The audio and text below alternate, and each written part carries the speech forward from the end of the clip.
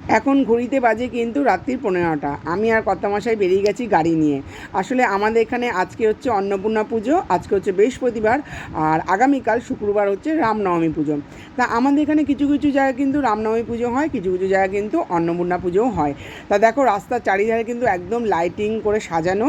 আর এই যে মাকে দেখে নাও, এই মায়ের পুজো হবে আগামীকাল, মানে শুক্রবার হচ্ছে রামনবমী পুজো।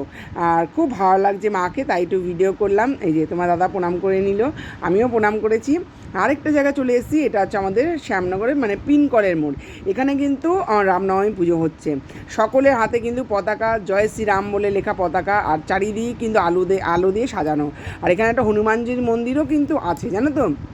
সবাই কিন্তু এখন স্লোগান দিচ্ছে জয় শ্রীরাম বলে, জয় শ্রীরাম বলে।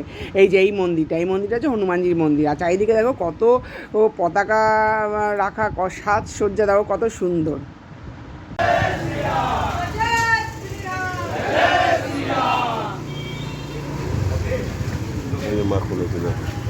তারপর কিন্তু চলে আসলাম আমাদের শ্যামনগর চৌরঙ্গির মোড়ে।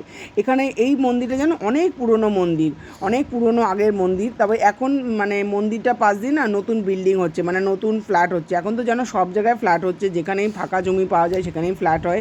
তবে মন্দিরটা পুজো হচ্ছে, এটা দেখে খুব ভালো লাগলো। অনেকেই এসছে এই পুজোতে, আমি আর তোমার দাদাও গেলাম। আর মাকে একটাই প্রার্থনা করলাম যে মা তুমি সবাইকে ভালো রেখো, সবাইকে সুস্থ রেখো, সবার মনস্কামনা তুমি পূর্ণ করো, ঠিক আছে। তা চলো এবার যাওয়া যাক। তা চলে এসেছি একটা লস্যির দোকানে। সত্যি কথা বলছি, যা সুন্দর লস্যি বানিয়েছিল না আমাদের, মানে তোমার দাদা চেনাশোনা দাদা, মানে মুখে লেগে থাকার মতো লস্যি। আমি তো লস্যি খেয়ে বলেছি যে আমি আরেকদিন আসবো লস্যি খেতে রুমিকে নিয়ে। আজকে আমাদের সাথে রুমি যায়নি, আমি আর তোমার দাদাই গেছিলাম।